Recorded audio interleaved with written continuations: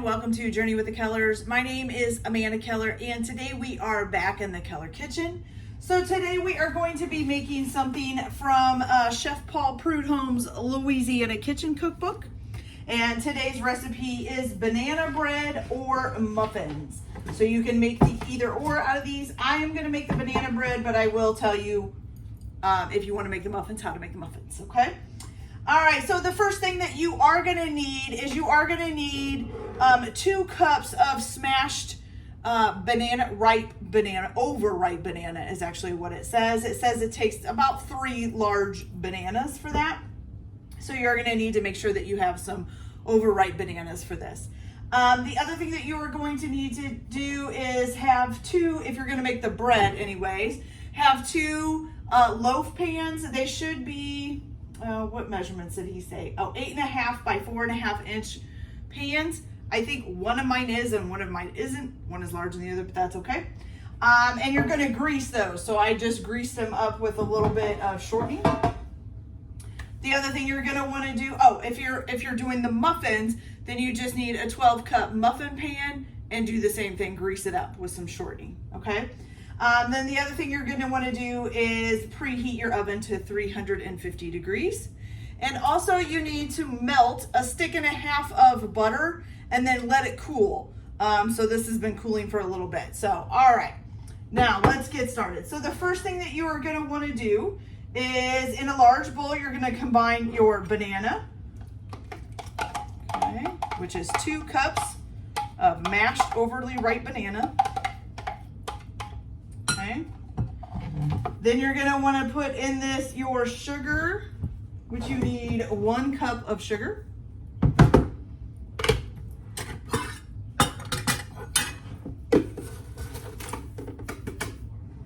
Whoop. That's a lot of sugar, y'all. Okay, then you're going to put in your eggs. So you need 2 eggs. 1 and 2. Go. Okay, and then it says use a spoon to blend it well together. Oops, I had some banana that didn't get smushed. Whoopsie. Smush that up real quick. There we go.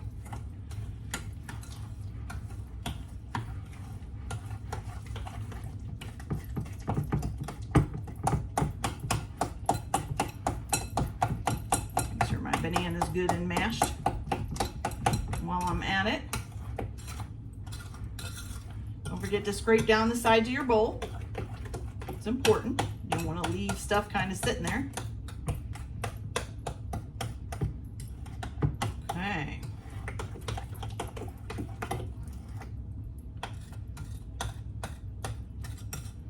Beautiful. Okay, so after you get that all blended together, you're going to go ahead and gradually add in your 1.5 sticks of melted butter. So I'm just going to keep stirring and just slowly pour this in there. And it's supposed to be melted and cooled, just so you remember.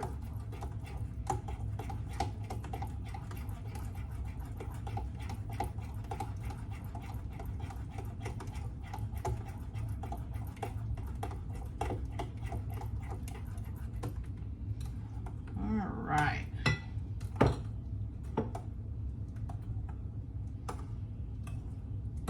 Making sure I don't have too many big chunks of banana in there too still. Okay, it's all looking pretty good. Beautiful. All right, so now the next part is the flour, correct? Let me make sure. Yes, you're going to stir in your flour, which you need 2 cups of flour. It's just all-purpose flour. So 1.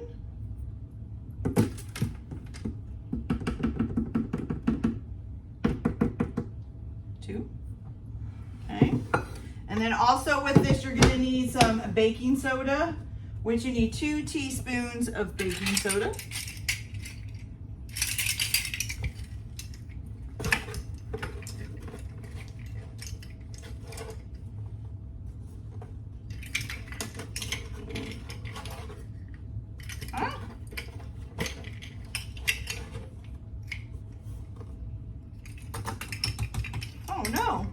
the box came off with it. That's not good.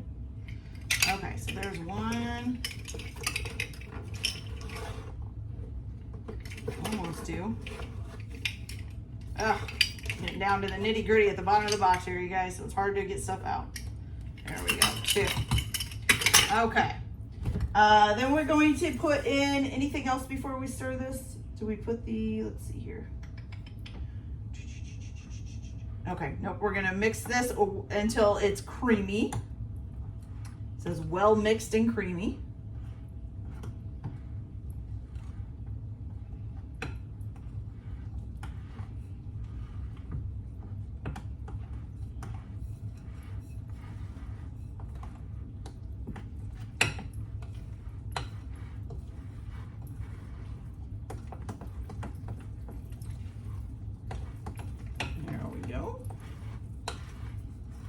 Like I said before, make sure you scrape your sides of your bowl. Get everything mixed in. Make sure you get all the flour off. Okay, that does look creamy. Look at that. Looks pretty creamy. Okay. All right, so now your next part is going to be to add some buttermilk. So you need 3 tablespoons of buttermilk.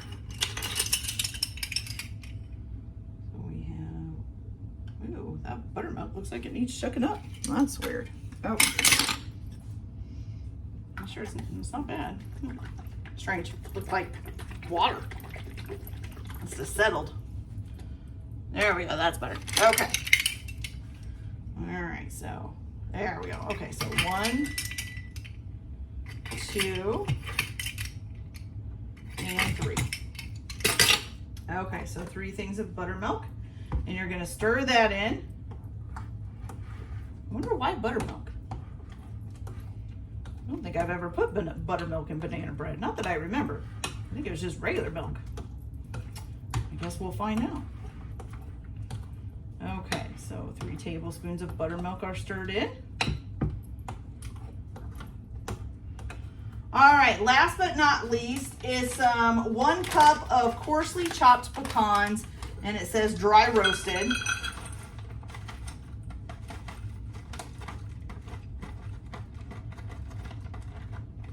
That's going to take my whole bag here pretty much. There we go.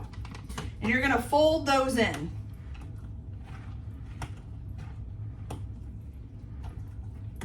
Okay. Those nice and folded in.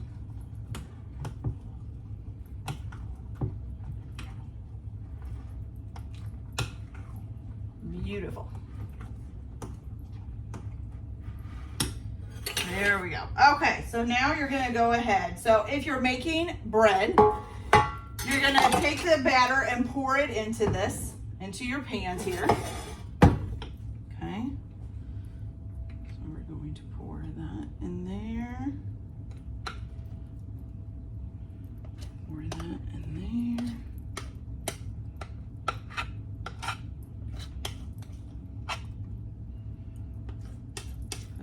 More in here since this is the bigger pan. Okay.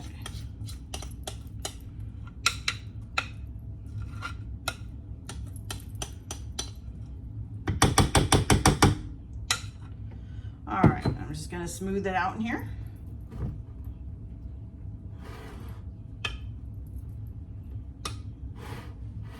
Make sure it goes to the corners.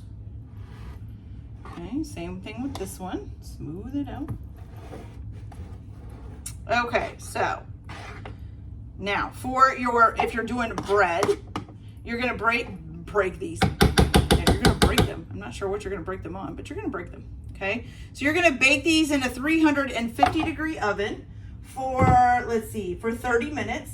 Then you're gonna reduce the heat to 300 degrees and then bake until it's dark brown and cooked through. It says about 45 minutes.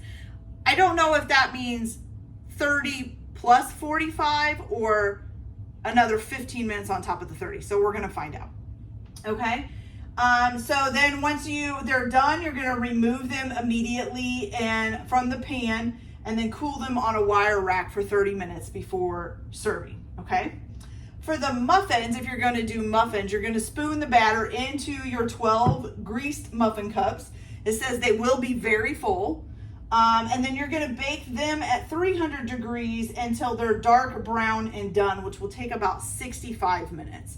And then you're going to let those sit for about 5 minutes, then remove from the pan and cool as directed for the bread. Okay? So if you're going to do bread, then you're going to cook them at 350 for 30 minutes. Then turn it down to 300 and cook until it's dark brown and done for about another 45 minutes. Then if you're doing muffins, you're going to fill them up. Make sure everything is greased, either your bread pans or your muffin pans. Fill them up, bake them at 300 degrees until they're dark brown and done, which will take about 65 minutes. The bread, you need to remove it immediately from the pan and cool it on a wire rack for 30 minutes. The muffins you need to let sit for 5 minutes, then remove from the pan and then cool for 30 minutes before you serve it, just like the bread, okay? So I'm gonna go ahead and get these cooked up, and then I will be back to show you guys how they turned out once they're cooled off and we can try it. So I'll be back in a minute. Okay, you guys, so our banana bread is all finished. It did take, I had to cook it for 30 minutes and then turn it down to 300 and then cook it for another about 45 minutes. So it did take that long to get completely done, but smells delicious, looks delicious. Let's take a closer look here. Look at how good that looks, you guys. I love banana bread. It is probably one of my favorite dessert breads. Okay, I'm gonna move this out of the way so that we can cut into this one and see how it tastes here. Let's take a look at the inside as well. So here you go, you guys. Can you see that in there? Let me move that out of the way. Look at that. That looks delicious, doesn't it? Okay, so let's give this a try. It feels moist on the inside. I can feel that. With a little bit of a crust on the outside. Smells like banana bread.